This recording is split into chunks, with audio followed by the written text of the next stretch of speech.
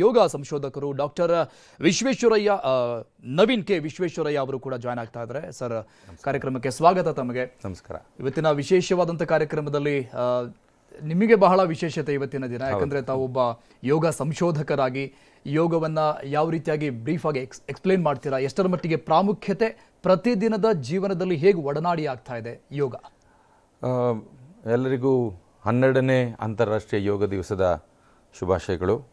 ವಿಶೇಷವಾಗಿ cultural capital ಅಥವಾ ಸಾಂಸ್ಕೃತಿಕ ರಾಜಧಾನಿ ಅನ್ನಿಸ್ಕೊಳ್ಳುವಂಥ ಕೋಲ್ಕತ್ತಾದಲ್ಲಿ ಈ ಸಲ ಪ್ರಪ್ರಥಮ ಬಾರಿಗೆ ಭಾಳ ಅದ್ಧೂರಿಯಾಗಿ ಪ್ರಧಾನಿ ನರೇಂದ್ರ ಮೋದಿಯವರ ನೇತೃತ್ವದಲ್ಲಿ ಆಯುಷ್ ಮಂತ್ರಿಗಳಾದಂಥ ಪ್ರತಾಪರಾವ್ ಜಾಧವ್ ಅವರ ನೇತೃತ್ವದಲ್ಲಿ ಸುವೇಂದ್ರು ಅಧಿಕಾರಿ ಅವರ ನೇತೃತ್ವದಲ್ಲಿ ನಡೀತಾ ಇದೆ.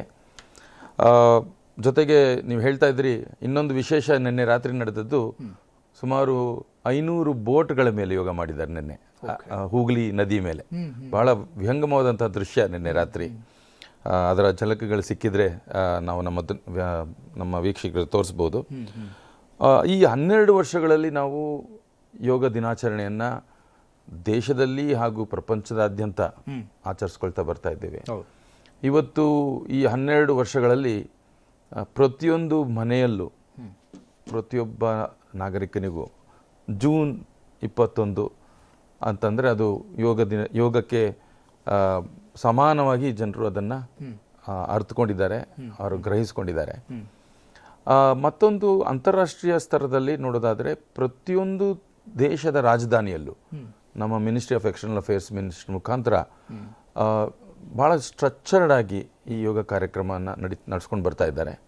ಹಾಗಾಗಿ ಪ್ರಧಾನಿ ಮೋದಿಯವರ ಏನು ಯುನೈಟೆಡ್ ನೇಷನ್ಸ್ನಲ್ಲಿ ಯುನಾನಿಮಸ್ಲಿ ನಮಗೇನು 196 ದೇಶಗಳ ವೋಟ್ ಸಿಕ್ಕಿ ಇದು ಪ್ರಪಂಚದ ಅತಿ ದೊಡ್ಡ ಪಬ್ಲಿಕ್ ಹೆಲ್ತ್ ಮೂವ್ಮೆಂಟ್ ಅಂತ ಏನು ಅನಿಸ್ಕೊಂಡಿದೆ, ಅದರ ಮುಖೇನ ಪ್ರಪಂಚಾದ್ಯಂತ ಇದು ಭಾರತದ ಒಂದು ಸಾಫ್ಟ್ ಪವರ್ ಯೋಗ ಅಂತ ಒಂದು ಆ ದೃಷ್ಟಿಯಲ್ಲಿ ಇವತ್ತು ನಮ್ಮನ್ನು ವಿಶ್ವಗುರು ಅನ್ನೋದಕ್ಕೆ ಮೊದಲ ಮೆಟ್ಟಿಲು ಈ ವಿಶ್ವ ಯೋಗ ದಿನಾಚರಣೆ. ಹಾಗಾಗಿ ಈ 12 ವರ್ಷಗಳಲ್ಲಿ ಪ್ರತಿ ವರ್ಷವೂ ಕೂಡ ಆಯುಷ್ ಮಂತ್ರಾಲಯ ಅದರದ್ದೇ ಆದಂತಹ ಥೀಮ್, ಆನ್ಯುವಲ್ ಥೀಮ್ ಅಂತ ಇಟ್ಕೊಂಡು ಬಂದಿದೆ. ಒಂದೊಂದು ವರ್ಷಕ್ಕೆ ಆಯಾ ವರ್ಷಕ್ಕೆ ಅನುಗುಣವಾಗಿ ಪ್ರಾಮುಖ್ಯತೆಯನ್ನು ಕೊಡುವಂಥ ವಿಷಯಗಳನ್ನು ತಗೊಂಡು ಯೋಗ ದಿನವನ್ನು ಆಚರಣೆ ಮಾಡ್ಕೊಂಡು ಬಂದಿದ್ದಾರೆ. ಈ ವರ್ಷ ಯೋಗ ಫಾರ್ ಹೆಲ್ದಿ ಏಜಿಂಗ್ ಅಂದರೆ ಆರೋಗ್ಯಕರ ವಯಸ್ಸಾಗುವುದು ಸಹಜ, ಅದಕ್ಕೆ ಸಹಜವಾಗಿರುವಂತಹ ದೌರ್ಬಲ್ಯಗಳು, ಮಾನಸಿಕ ಒತ್ತಡಗಳು ಸಹಜ.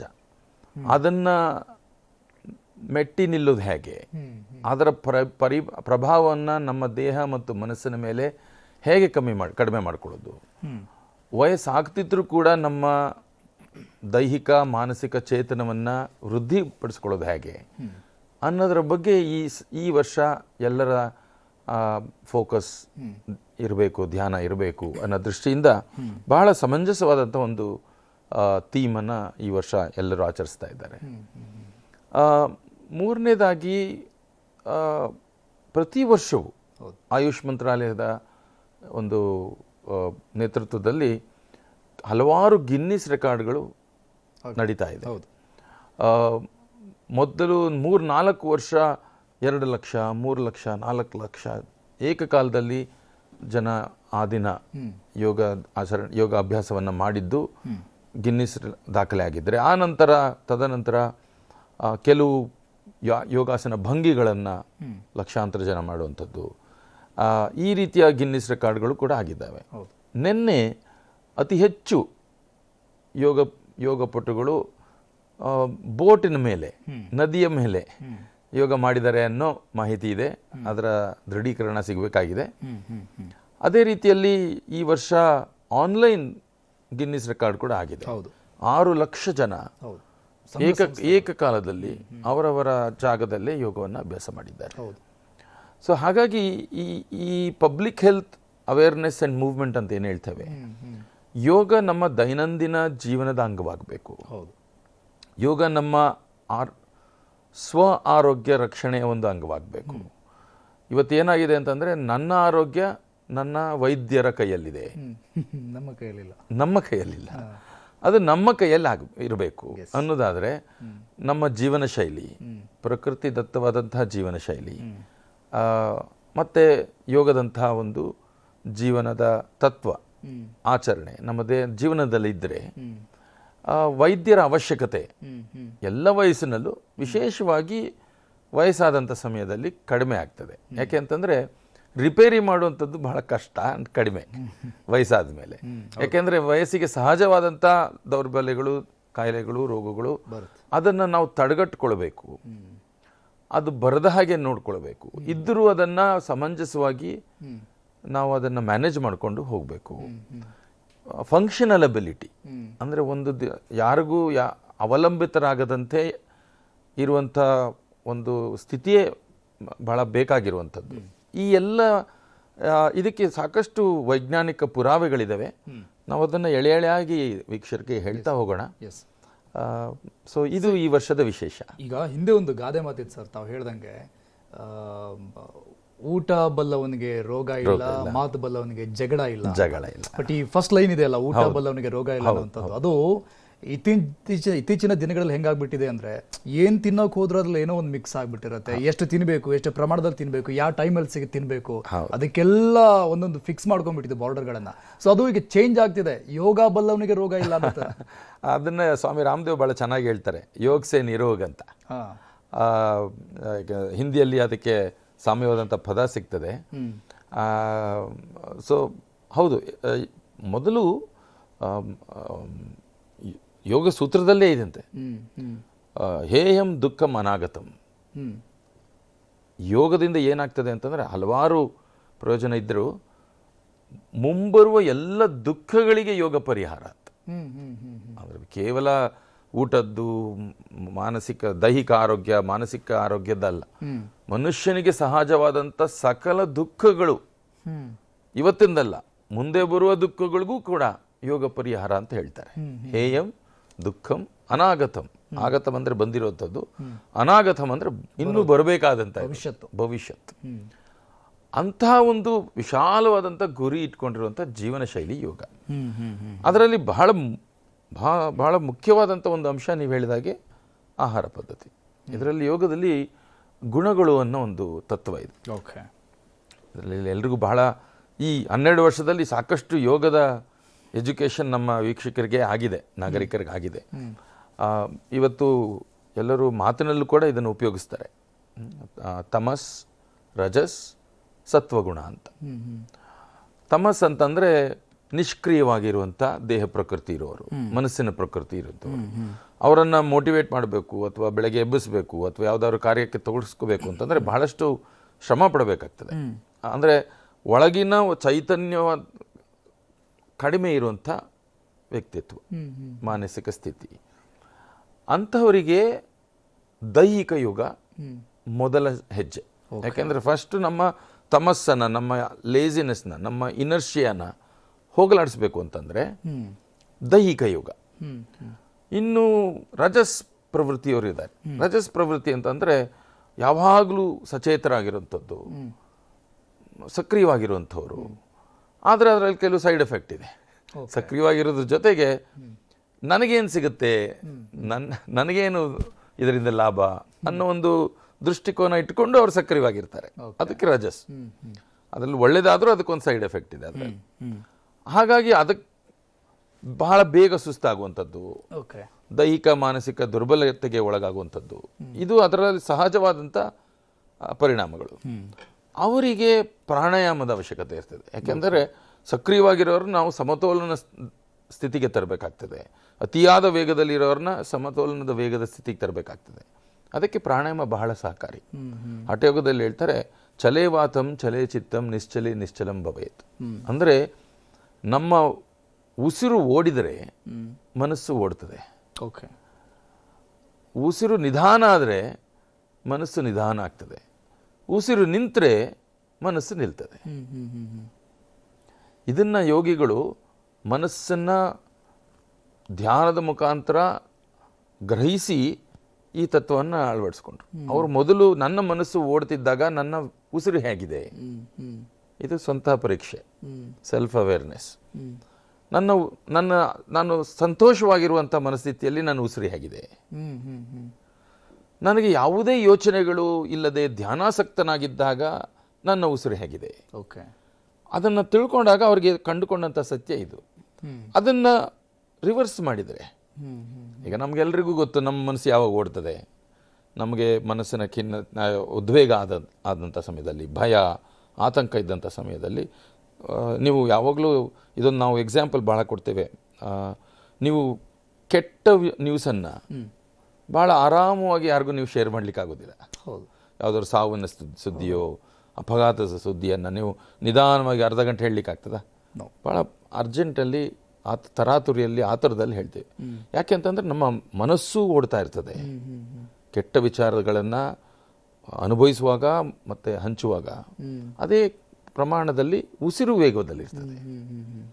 ಇದನ್ನು ನಾವು ಕಂಡುಕೊಂಡ್ರೆ, ಇದರ ಸೆನ್ಸಿಟಿವಿಟಿ ನಾವು ಬೆಳೆಸ್ಕೊಂಡ್ರೆ, ನಾವು ಭಾಳ ಧ್ಯಾನಾಸಕ್ತರಾಗಿ ನಮ್ಮ ಪ್ರಾಣ ಆಯಾಮವನ್ನು, ಉಸಿರಿನ ಆಯಾಮ, ಪ್ರಾಣದ ಆಯಾಮ ಅಂದರೆ ಉಸಿರಿನ ವೇಗ, ಅದನ್ನು ಕಡಿಮೆ ಮಾಡಿದ ಕೂಡಲೇ ನಮ್ಮ ಮನಸ್ಸಿನ ವೇಗ ಕಡಿಮೆ ಆಗ್ತದೆ. ಓಕೆ, ಸೊ ಹಾಗಾಗಿ ರಜಸ್ಸಿನ ಪ್ರವೃತ್ತಿಯವರಿಗೆ ಪ್ರಾಣಾಯಾಮದ ಆಧಾರ ಯೋಗ. ಸತ್ವ ಅಂತಂದರೆ ಅವರಿಗೆ ಎಷ್ಟು ಬೇಕೋ ಅಷ್ಟು ಸಕ್ರಿಯ ಪ್ರವೃತ್ತಿ ಇದೆ. ವರ್ಕ್ ಲೈಫ್ ಬ್ಯಾಲೆನ್ಸ್ ಅಂತ ಏನು ಹೇಳ್ತೇವೆ, ಹಾಗೆ ಸಕ್ರಿಯ ಮತ್ತು ವಿಶ್ರಾಂತಿಯ ಸಮತೋಲನ ಅವರಿಗೆ ಮೊದಲಿಂದಲೇ ದೈವಿದತ್ತವಾಗಿರುವಂಥ ಒಂದು ಮನಸ್ಥಿತಿ. ಅಂಥವರು ನೇರವಾಗಿ ಧ್ಯಾನಾಸಕ್ತರಾಗ್ಬೋದು. Meditation oriented practices. ಸೊ ಹಾಗಾಗಿ ಯೋಗವನ್ನು ನಾವು ಸುಮ್ಮನೆ ಒಬ್ಬ ತರಬೇತಿಯವ್ರ ಹತ್ರ ಹೋದಾಗ ಅಥವಾ ಯೋಗ ನ್ಯಾಚುರೋಪತಿ ಡಾಕ್ಟರ್ ಹತ್ರ ಹೋದಾಗ ನಮ್ಮ ಗುಣದ ಪ್ರವೃತ್ತಿಗೆ ಅನುಗುಣವಾಗಿ ನಾವು ಯೋಗವನ್ನು ತರಬೇತಿ ಪ್ರಾರಂಭ ಮತ್ತು ಆಚರಣೆಯನ್ನು ಮಾಡಬೇಕಾಗ್ತದೆ. ಓಕೆ, ಸೊ ಇದು ಬಹಳ ಮುಖ್ಯವಾಗಿ ಈ ವರ್ಷ ಹೆಲ್ದಿ ಏಜಿಂಗ್ ಅಂತ ನಾವು ಹೇಳುವಾಗ ಎರಡು ಥರ. ನಾನು 1989ರಲ್ಲಿ ಯೋಗ ಮತ್ತು ಪ್ರಕೃತಿ ಚಿಕಿತ್ಸೆ ಕಾಲೇಜಿಗೆ ಸೇರಿದಾಗ ನನಗೆ ಸಾಮಾಜಿಕವಾದಂಥ ಒಂದು ಟಿಪ್ಪಣಿ ಏನು ಸಿಗ್ತಾಯಿತ್ತು ಅಂದರೆ, ಯೋಗ ಇದು ರಿಟೈರ್ಡ್ ಆದಮೇಲೆ 60 ಆದಮೇಲೆ ಮಾಡುವಂಥ ಆಚರಣೆ, ಇದನ್ನು ಈ ವಯಸ್ಸಲ್ಲಿ ನಿಮಗೆ ಯಾಕೆ?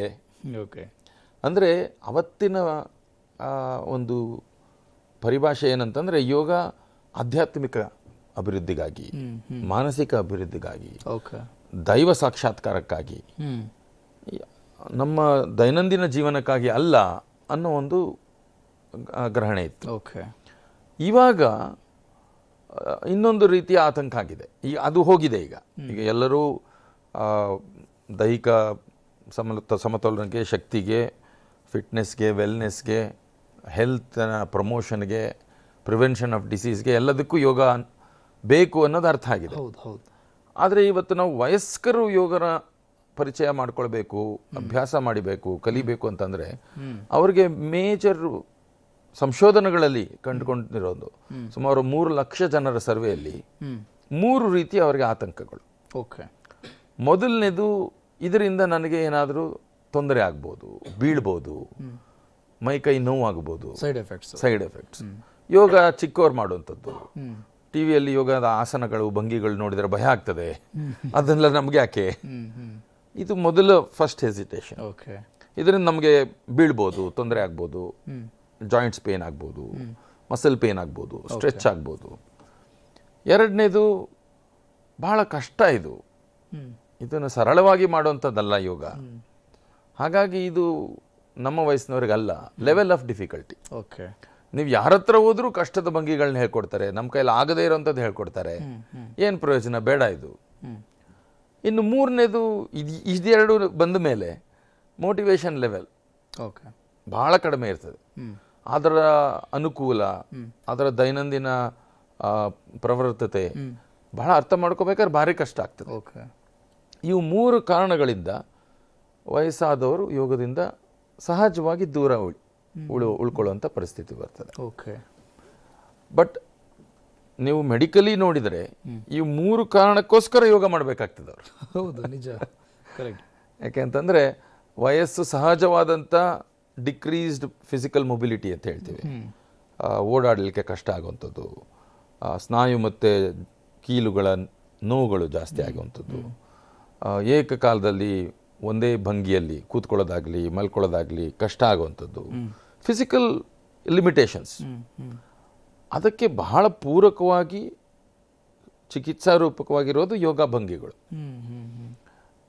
ಇದನ್ನು ಹೊರದೇಶಗಳಲ್ಲಿ ವೈದ್ಯಕೀಯವಾಗಿ ಇದನ್ನು ಅಳವಡಿಸ್ಕೊಳ್ಬೇಕು ಅಂತ ಬಂದಾಗ 2 ರೀತಿಯ ಹೆಸರು ಕೊಡ್ತಾರೆ ಇದಕ್ಕೆ. ಭಾಳ ಇಂಟ್ರೆಸ್ಟಿಂಗ್ ಹೆಸರು. ನಮ್ಮ ಪೂರ್ತಿ ಫಾರೆಸ್ಟ್ ಕಂಟ್ರೀಸ್ ಅಂತ ಏನು ಹೇಳ್ತೇವೆ, ಅಂದರೆ ನಮ್ಮ ಭೂತಾನಿಂದ ಜಪಾನ್ವರೆಗೆ ಈ ಒಂದು ಯೋಗ ಸ್ಟೈಲ್, ಹೊಸ ಒಂದು ಸ್ಟೈಲ್ ಅಂತ ಅಂದರೆ ಥೆರಪ್ಯೂಟಿಕ್ ಮೊಡಾಲಿಟಿ ಚಿಕಿತ್ಸಾ ಪದ್ಧತಿ ಏನು ಮಾಡ್ಕೊಂಡಿದ್ದಾರೆ ಅಂದರೆ ಸಿಲ್ವರ್ ಯೋಗ, ಅದಕ್ಕೆ ಹೆಸರು. ಸಿಲ್ವರ್ ಯೋಗ ಅಂತಂದರೆ ನಿಮಗೆ ತಲೆ ಗ್ರೇ ಆಗ್ತದೆ, ಬೆಳಗಾಗ್ತದೆ, ಹಾಗಾಗಿ ಬೆಳಗ್ಗೆ ಇರೋ ಕೂದಲವರು ಮಾಡೋಂಥ ಯೋಗ ಅಂತ ಸಿಲ್ವರ್ ಯೋಗ ಅಂತ ಅದಕ್ಕೆ. ಇನ್ನು ಪಾಶ್ಚಿಮಾತ್ಯ ದೇಶಗಳಲ್ಲಿ ಇದನ್ನು ಜೆಂಟ್ಲ್ ಇಯರ್ಸ್ ಯೋಗ ಅಂತಾರೆ. ಓಕೆ, ಅಂದರೆ ಜೆಂಟ್ಲ್ ಇಯರ್ಸ್ ಅಂತಂದರೆ ನಿಮಗೆ ವಯಸ್ಸಾದವರು ಅಂತ, ಜೆಂಟ್ಲ್ ಇಯರ್ಸ್ ಯೋಗ. ಇದನ್ನು ಮೆಡಿಕಲ್ ಇವ್ಯಾಲ್ಯೂಯೇಷನಲ್ಲಿ ಈ ಪದ್ಧತಿಯನ್ನು ಮಾಡಿದ್ದಾರೆ. ಸೊ ಇದರಲ್ಲಿ ಏನು ವಿಶೇಷ ಅಂದರೆ ಸಾಮಾನ್ಯವಾಗಿ ಮಾಡುವಂಥ ಆಸನಗಳು, ಪ್ರಾಣಾಯಾಮಗಳು, ಗೈಡೆಡ್ ರಿಲ್ಯಾಕ್ಸೇಷನ್ ಅಥವಾ ವಿಶ್ರಾಂತಿ ಕ್ರಿಯೆಗಳು, ಧ್ಯಾನ ಕ್ರಿಯೆಗಳು, ಇವೆಲ್ಲವೂ ಮಾರ್ಪಾಡು ಮಾಡಿ ವಯಸ್ಸಾದವರಿಗೆ ಅಳವಡಿಸ್ಕೊಳ್ಳೋದೇ ಸಿಲ್ವರ್ ಯೋಗ ಅಥವಾ ಜೆಂಟ್ಲ್ ಇಯರ್ಸ್ ಯೋಗ. ಓಕೆ, ಸೊ ನಾವು ಆಗಲೇ ಮಾತಾಡ್ತಾ ಹೇಳ್ತಾ ಇದ್ರಿ ಕರ್ನಾಟಕಕ್ಕೂ ಯೋಗಕ್ಕೂ ಯಾವ ರೀತಿಯಾದಂಥ ಸಂಬಂಧ ಇದೆ ಅಂತ. ನೀವು ಒಂದು ಮಾತು ಹೇಳಿದ್ರಿ, ಯೋಗ ರಾಜಧಾನಿ ನಮ್ಮ ಕರ್ನಾಟಕ ಅಂತ. ಯಾಕಂದ್ರೆ ಮೈಸೂರು ಸಂಸ್ಥಾನದ ಒಡೆಯರು ಆರಂಭ ಮಾಡಿದ್ದು ಇತಿಹಾಸ. ಇದು ಪ್ರತಿ ವರ್ಷ ಹೇಳ್ತೇನೆ ನಾನು. ಕರ್ನಾಟಕ ದೇಶಕ್ಕೆ ಅಲ್ಲ, ಪ್ರಪಂಚಕ್ಕೆ ನನ್ನ ಪ್ರಕಾರ ರಾಜಧಾನಿ, ಯೋಗದ ರಾಜಧಾನಿ. ಇದಕ್ಕೆ ಇದು ತುಂಬಾ ಜನ ಗೊತ್ತಿಲ್ಲ. ಇದು ಆದ್ರೆ ಕಣ್ಣು ಕಾಣುತ್ತೆ. ಹೌದು, ಇದರ ಪ್ರಭಾವ ನಮ್ಗೆ ಇವತ್ತಿಗೂ ಕಾಣುತ್ತೆ. ಹಾಗಾಗಿ ನೀವು ಹೇಳಿದಾಗೆ ಯಾವುದೇ ಸರ್ಕಾರ ಬಂದರೂ ಕರ್ನಾಟಕದಲ್ಲಿ ಯೋಗ ದಿನಾಚರಣೆ ಬಹಳ ವಿಜೃಂಭಣೆಯಿಂದ ನಡೆಯುತ್ತೆ. ಯಾಕೆ ಅಂತಂದ್ರೆ ಅಂಥ ಯೋಗದ ಸಮೂಹ ಇಲ್ಲಿದೆ, ಬೇರು ಇಲ್ಲಿದೆ.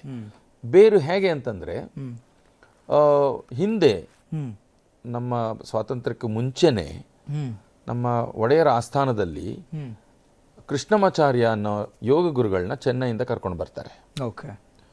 ಇವತ್ತು ಕೃಷ್ಣಮಾಚಾರ್ಯ ಯೋಗ ಮಂದಿರಂ ಅಂತ ಬಹಳ ಬಹಳ ಪ್ರಸಿದ್ಧಿಯಾಗಿದೆ ಪ್ರಪಂಚಾದ್ಯಂತ. ಅದರ ಹೆಡ್ ಕ್ವಾರ್ಟರ್ಸ್ ಚೆನ್ನೈನಲ್ಲಿದೆ. ಅವರ ಪುತ್ರ ದೇಶಿಕಾಚಾರ್ ಅಂತ ಅದನ್ನು ಸ್ಥಾಪನೆ ಮಾಡಿ ಇವತ್ತು ಅವರ ಹೆಸರಿನಲ್ಲಿ ಬಹಳ ವಿನಿಯೋಗ ಅನ್ನೋ ಒಂದು ಹೆಸರಿನಲ್ಲಿ ಪ್ರಪಂಚದ ಎಲ್ಲ ದೇಶಗಳಲ್ಲೂ ಪ್ರಚಲಿತವಾಗಿದೆ. ಸೊ ಕೃಷ್ಣಮಾಚಾರ್ಯ ಯೋಗವನ್ನು ಆಸ್ಥಾನದ ಗುರುಗಳಾಗಿ ರಾಜಮನೆತನಕ್ಕೆ ಮತ್ತೆ ಅಲ್ಲಿದ್ದಂಥ ದಿವಾನರು, ಶಾನುಭೋಗರು, ಇವರೆಲ್ಲರಿಗೂ ಅವರ ಸಂಸಾರಗಳಿಗೆ ಮತ್ತು ಶಾಲೆಗಳಲ್ಲಿ, ವಿದ್ಯಾಲಯಗಳಲ್ಲಿ ಇದನ್ನು ಪರಿಚಯ ಮಾಡಿಸಿದ್ರು. ಅವರಿಗೆ 3 ಜನ, ಒಬ್ಬ ಮಗ ಮತ್ತು 2 ಅಣ್ಣ ತಮ್ಮಂದರ ಮಕ್ಕಳು.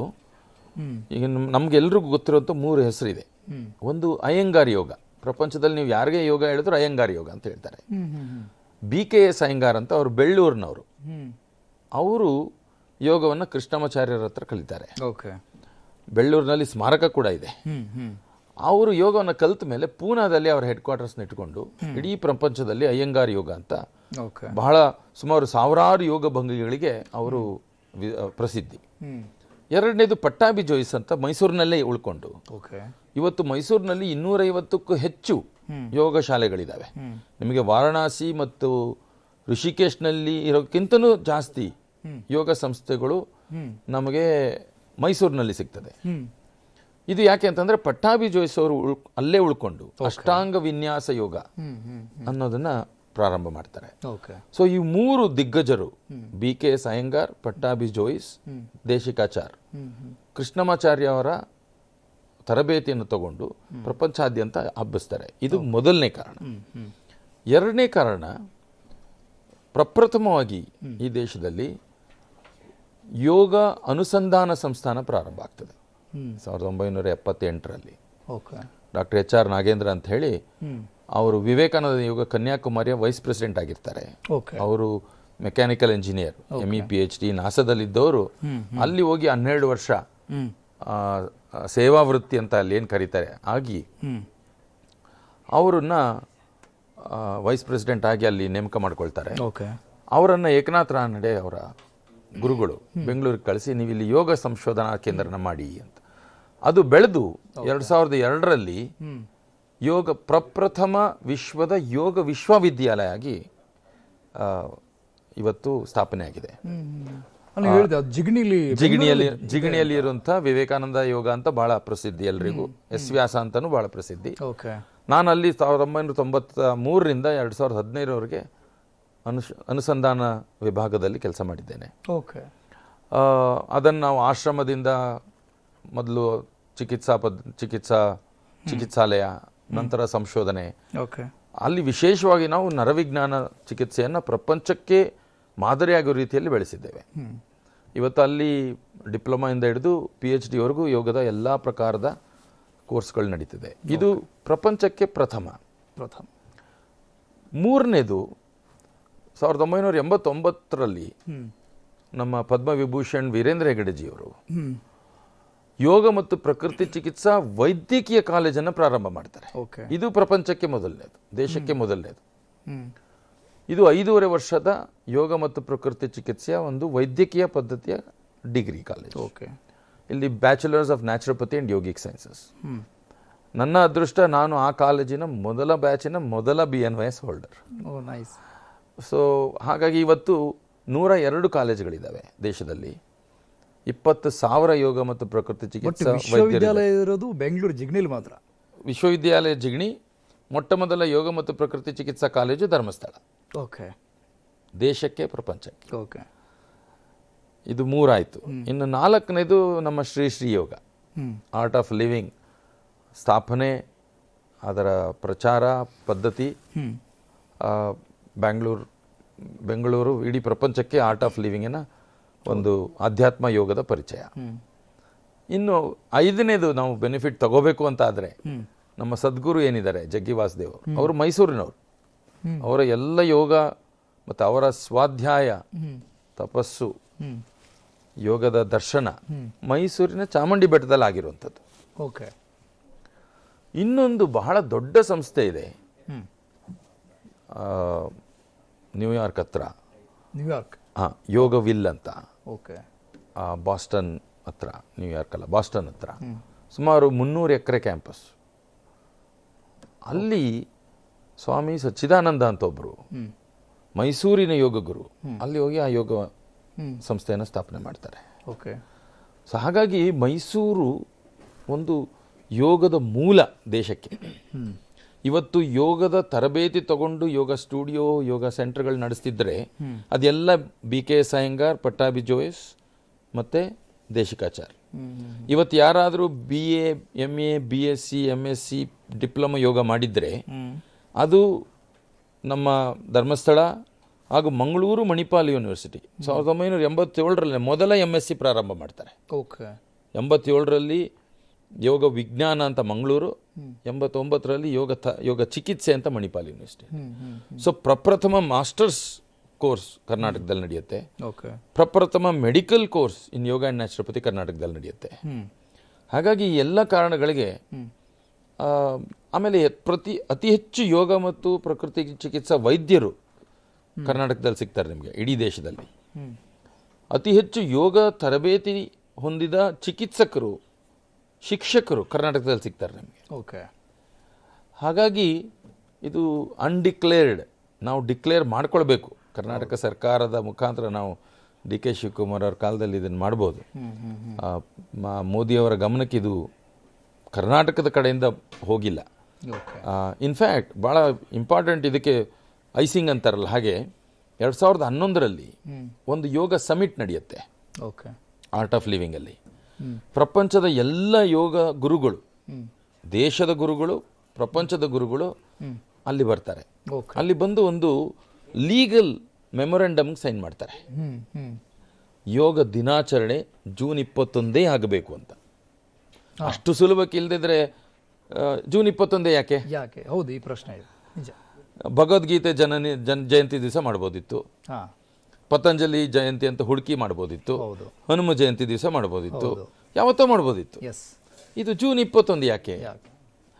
ಯಾಕೆ ಅಂತಂದರೆ ಸುಮಾರು 25 ವರ್ಷಗಳಿಂದ ಭಾಳ ಆಶ್ಚರ್ಯಕರವಾದಂತಹ ಸಂಗತಿ ಅಂದರೆ ಪೋರ್ಚುಗಲ್ ಅನ್ನೋ ದೇಶದಲ್ಲಿ, ಪೋರ್ಚುಗಲ್, ಯುರೋಪ್ನಲ್ಲಿ ಒಬ್ಬರು ಸ್ವಾಮಿ ಆತ್ಮಪ್ರಿಯಾನಂದ ಅಂತ ಒಬ್ಬರು ಓಕೆ, ಪೋರ್ಚುಗಲ್ ನಾಗರಿಕ ಯೋಗ ಸನ್ಯಾಸಿ ದೀಕ್ಷೆಯನ್ನು ತಗೊಂಡು ಅಲ್ಲಿ ಯೋಗ ಸಂಸ್ಥೆಯನ್ನು ನಡೆಸ್ತಾರೆ. ಅವರು ಸುಮಾರು 20 ವರ್ಷಗಳ ಕಾಲ, 2011ಕ್ಕೆ ಮುಂಚೆ 20 ವರ್ಷಗಳ ಕಾಲ ಯೋಗ ದಿನಾಚರಣೆಯನ್ನು ಜೂನ್ 21 ನಡೆಸ್ಕೊಂಡು ಬರ್ತಾರೆ. ಓಕೆ. ಅವರು ಎಲ್ಲ ಕಡೆ ಇದನ್ನು ಪ್ರಚಾರ ಮಾಡ್ತಾ ಹೋಗಿ ಭಾರತದಲ್ಲೂ ಕೂಡ ಪ್ರಚಾರ ಮಾಡ್ತಾರೆ. ಮೋದಿಯವರ ಯುನೈಟೆಡ್ ನೇಷನ್ ಡೆಕ್ಲರೇಷನ್ಗೂ ಮುಂಚೆ ಭಾರತದಲ್ಲಿ ಜೂನ್ 21 ಯೋಗ ದಿನಾಚರಣೆ ನಡೀತಿರುತ್ತೆ. ಓಕೆ. ಈ ಮುಂದಿನ ದಿನ ಯುನೈಟೆಡ್ ನೇಷನ್ಗೆ ಇದನ್ನು ತಗೊಂಡೋಗ್ಬೇಕಾದ್ರೆ ಬೇರೆ ಬೇರೆ ರೀತಿಯ ಅಪಸ್ವರಗಳು ಬರಬಾರ್ದು ಅನ್ನೋ ದೃಷ್ಟಿಯಿಂದ ಆ ಸಮಿಟನ್ನು ಕರೆದು ಅಲ್ಲಿ ಅದಕ್ಕೆ ಅಂಗೀಕಾರವನ್ನು ತಗೊಳ್ತಾರೆ. ಯಾಕೆ ಜೂನ್ 21? ಅದು ಯಾವುದೋ ಒಂದು ಮನಸ್ಸಿಗೆ ಬಂದಂಥ ದಿನಾಂಕ ಅಲ್ಲ ಅದು. ಕಾಸ್ಮಾಲಜಿಕಲಿ ವರ್ಷದ 2 ದಿವಸ ಅತ್ಯಂತ ದೀರ್ಘವಾದ ದಿನ, ಅತ್ಯಂತ ಚಿಕ್ಕದಾದ ದಿನ ಅಂತ ಇದೆ. ಓಕೆ. ಸೂರ್ಯ ಮತ್ತು ಭೂಮಿಯ ಚಲನೆ, ಸೂರ್ಯನ ಸುತ್ತ ಭೂಮಿಯ ಚಲನೆಯಲ್ಲಿ ನಮಗೆ 2 ದಿವಸ, ಒಂದು ದೀರ್ಘ ದಿನ, ಇನ್ನೊಂದು ಅತ್ಯಂತ ಚಿಕ್ಕ ದಿನ ಅಂತ ಬರುತ್ತೆ. ಇದಕ್ಕೆ ಸಾಲ್ಸ್ಟಸ್ ಅಂತ ಕರೀತಾರೆ. Okay. Summer solstice June 21, northern hemisphere, ಉತ್ತರ ಭಾಗದಲ್ಲಿ, ಭೂಮಿಯ ಉತ್ತರ ಭಾಗಕ್ಕೆ ಬಹಳ ಉದ್ದವಾದಂಥ ದೀರ್ಘವಾದಂಥ ದಿನ ಇದು. ಓಕೆ. ಡಿಸೆಂಬರ್ನಲ್ಲಿ ವಿಂಟರ್ ಸಾಲ್ಸ್ಟಸ್ ಅಂತ ಬರುತ್ತೆ, ಅದು ಸಣ್ಣವಾದಂಥ ದಿನ. ಓಕೆ. ನಮ್ಮ ಉಪನಿಷತ್ನಲ್ಲಿ ಏನು ಹೇಳ್ತಾರೆ ಅಂತಂದರೆ, ಕೇವಲ ಮನುಷ್ಯ ಜನ್ಮದಲ್ಲಿ, ಅದು ನಮ್ಮ ಜಾಗೃತಾವಸ್ಥೆಯಲ್ಲಿ, ನಿದ್ದೆ ಮತ್ತು ಕನಸಿನ ಅವಸ್ಥೆ ಅಲ್ಲ, ಜಾಗೃತಾವಸ್ಥೆಯಲ್ಲಿ ನಾವು ನಮ್ಮ ಸ್ವ ಉತ್ಥಾನವನ್ನು ಮಾಡ್ಕೊಳ್ಬೋದು, ನಮ್ಮ ಪಾಪ ವಿಮೋಚನೆ ಮಾಡ್ಕೊಳ್ಬೋದು, ನಮ್ಮ ಸ್ವಶಕ್ತಿಯನ್ನು ವೃದ್ಧಿಸ್ಕೊಳ್ಬೋದು ಅನ್ನೋ ಒಂದು ವ್ಯಾಖ್ಯಾನ ಇದೆ. ಹಾಗಾಗಿ ನಮ್ಮ ಜಾಗೃತಾವಸ್ಥೆಯನ್ನು ನಾವು ಆದಷ್ಟು ಸಕ್ರಿಯವಾಗಿ ಉಪಯೋಗಿಸ್ಕೊಳ್ಬೇಕು. ಮನುಷ್ಯ ಜನ್ಮನೇ ವಿರಳ, ಅದರಲ್ಲಿ ಜಾಗೃತಾವಸ್ಥೆ 1/3 ಮಲಗಿರ್ತೇವೆ ನಾವು, ಇನ್ನು 1/3 ನಮ್ಮ ದೈನಂದಿನ ಕ್ರಿಯೆಗಳಿಗೆ ಹೋದರೆ 1/3 ನಾವು ಬಹಳ ವಿಶೇಷವಾಗಿ ಉಪಯೋಗಿಸ್ಕೊಳ್ಬೇಕು. ಓಕೆ. ಜಾಗೃತಾವಸ್ಥೆಯನ್ನು. ಹಾಗಾಗಿ ಈ ಜಾಗೃತಾವಸ್ಥೆಯನ್ನು ನಮಗೆ ಯೋಗಕ್ಕೆ ಅನುಗುಣವಾಗಿದ್ದರೆ, ಈ ಸಮ್ಮರ್ ಸಾಲ್ಸ್ಟಸ್ ಅಲ್ಲಿ ನಿಮಗೆ ಅತ್ಯಂತ ಜಾಸ್ತಿ ಹೆಚ್ಚಿನ ಗಂಟೆಗಳ ಕಾಲ ನಿಮಗೆ ಜಾಗೃತಾವಸ್ಥೆಗೆ ಅವಕಾಶ ಇದೆ ಇವತ್ತು. ಸೊ ಹಾಗಾಗಿ ಜೂನ್ 21 ಈ ದೀರ್ಘ ದಿನದ ಜಾಗೃತಾವಸ್ಥೆಯಲ್ಲಿ ನಾವು ಯೋಗದಲ್ಲಿ ತೊಡಗಿಸ್ಕೊಂಡ್ರೆ ನಮ್ಮ ಸ್ವಶಕ್ತಿ ವೃದ್ಧಿ ಆಗುತ್ತೆ ಅನ್ನೋ ಕಾರಣದಿಂದ ಜೂನ್ 21 ಅಂತಾರಾಷ್ಟ್ರೀಯ ಯೋಗ ದಿನ ಅಂತ ಮಾನ್ಯತೆ ತಗೊಂಡಿದ್ದೇವೆ.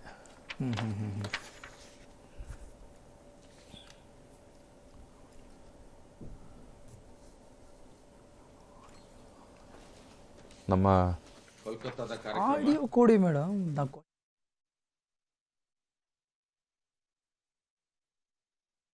ಬಹಳ ಅನೇಕ ರೀತಿಯಲ್ಲಿ ವಿಶೇಷ ಈ ಸಲ. ಯಾಕೆಂತಂದರೆ ಸ್ವಾಮಿ ವಿವೇಕಾನಂದರು ಯೋಗದ ಸಾಕ್ಷಾತ್ಕಾರವನ್ನು ಕಂಡುಕೊಂಡಂಥ ಜಾಗ.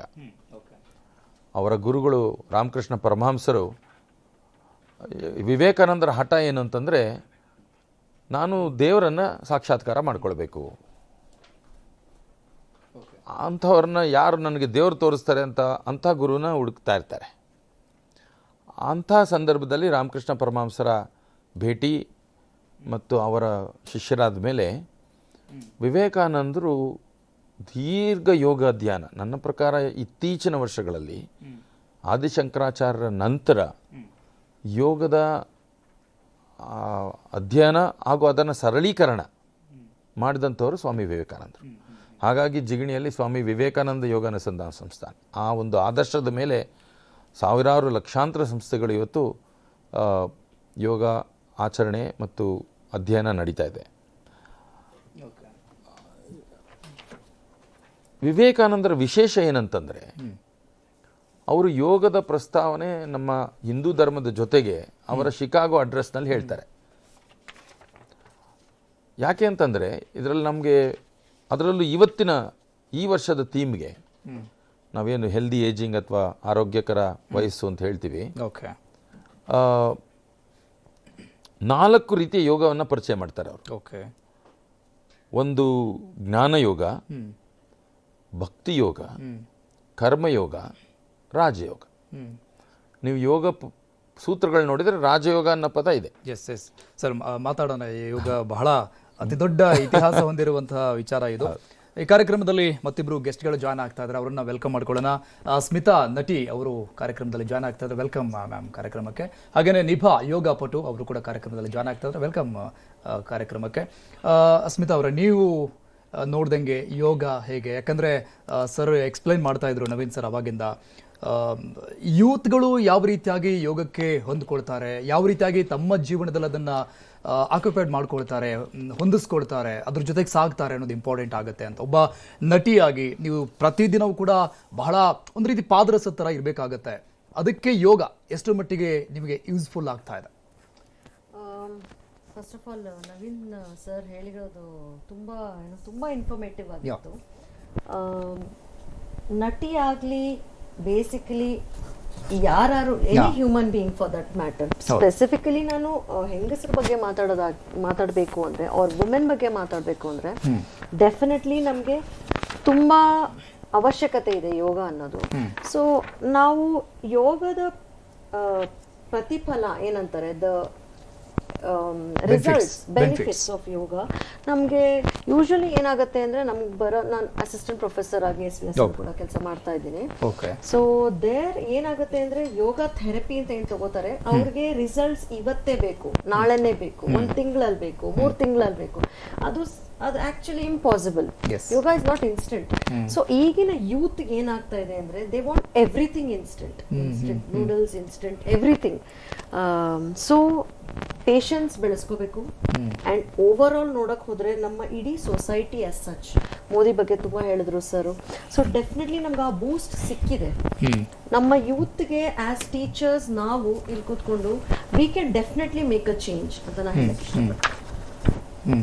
ಎಸ್, ಹಾಗೆ ನಿಭಾ ಅವರೇ, ತಾವು ಯೋಗ ಟೀಚರ್ ಕೂಡ.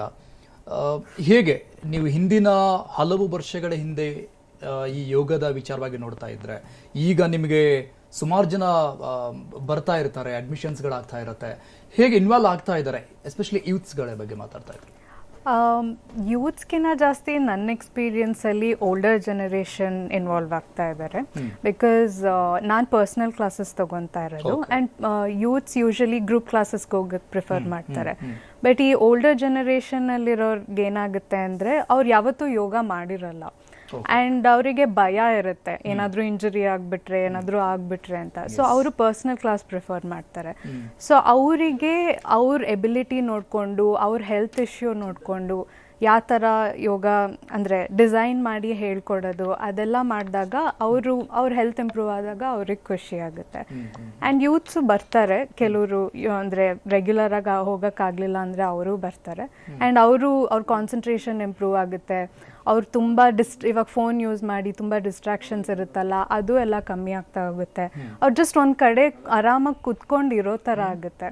ಎಷ್ಟೊಂದು ಜನಕ್ಕೆ ಅದೇ ಒಂದು ದೊಡ್ಡ ಚಾಲೆಂಜ್ ಥರ, ಅವ್ರಿಗೆ ಒಂದು ಕಡೆ ಕುತ್ಕೊಳ್ಳೋಕ್ಕಾಗಲ್ಲ. ಅದು ಮಾಡಬೇಕು, ಇದು ಮಾಡಬೇಕು, ಇದನ್ನು ಬೈ ಮಾಡಬೇಕು, ಅದನ್ನು ನೋಡಬೇಕು, ಅಲ್ಲಿ ಹೋಗ್ಬೇಕು, ಇಲ್ಲಿ ಹೋಗ್ಬೇಕು, ಚಂಚಲ. ಎಕ್ಸಾಕ್ಟ್ಲಿ. ಸೊ ಅದೆಲ್ಲ ಕಮ್ಮಿ ಆಗ್ತಾ ಹೋಗುತ್ತೆ ಈ ಯಂಗ್ಸ್ಟರ್ಸ್ಗೆ. ಆ್ಯಂಡ್ ಓಲ್ಡರ್ ಜನರೇಷನ್ಗೆ ಅವ್ರ ಹೆಲ್ತ್ ಇಂಪ್ರೂವ್ ಆಗ್ತಾ ಹೋಗುತ್ತೆ. ಸೊ ಅವ್ರದ್ದು ಯಾವತ್ತೂ ಎಕ್ಸ್ಪೀರಿಯನ್ಸ್ ಮಾಡಿರಲ್ಲ, ಅಂದರೆ ಅವರು ಒಂದು ವೇ ಆಫ್ ಲೈಫಲ್ಲಿ ಹೋಗ್ತಾ ಇರ್ತಾರೆ, ಒಂದು ರೀತಿಯಲ್ಲಿ ನಡ್ಕೊಂಡು ಹೋಗ್ತಾ ಇರ್ತಾರೆ. ಅವ್ರಿಗೆ ಯೋಗ ಮಾಡಿದಾಗ ಅವ್ರ ಹೆಲ್ತ್ ಇಂಪ್ರೂವ್ ಆದಾಗ ಇಷ್ಟು ಆರಾಮಾಗಿರ್ಬೋದಾ ದೇಹ ಅಂತ ಅವ್ರಿಗೆ ಎಕ್ಸ್ಪೀರಿಯನ್ಸ್ ಆಗಕ್ಕೆ ಶುರು ಆಗುತ್ತೆ.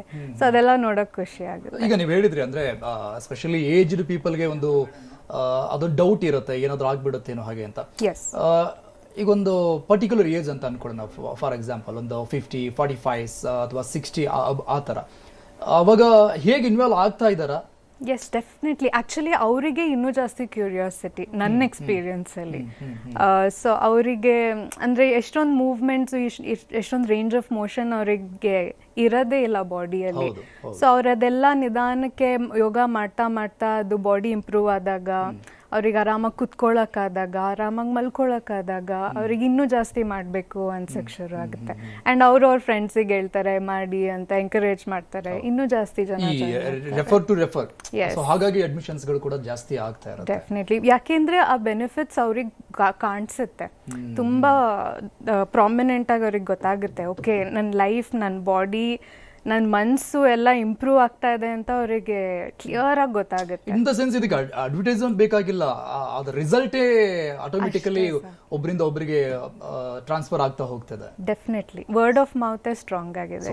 ಈ ಕಾರಣಕ್ಕಾಗಿನೇ ಇವತ್ತು ಪ್ರಪಂಚದಾದ್ಯಂತ ನಾವು ಯೋಗ ದಿನಾಚರಣೆಯನ್ನ ನೋಡ್ತಾ ಇದ್ವಿ. ಬೇರೆ ಬೇರೆ ಕಂಟ್ರಿಗಳಲ್ಲೂ ಕೂಡ ಅದನ್ನ ಇನ್ವಾಲ್ವ್ ಮಾಡ್ಕೊಳ್ತಾ ಇದ್ದಾರೆ. ಸೊ ಅದು ಬಿಕಾಸ್ ಆಫ್ ದ ರಿಸಲ್ಟ್.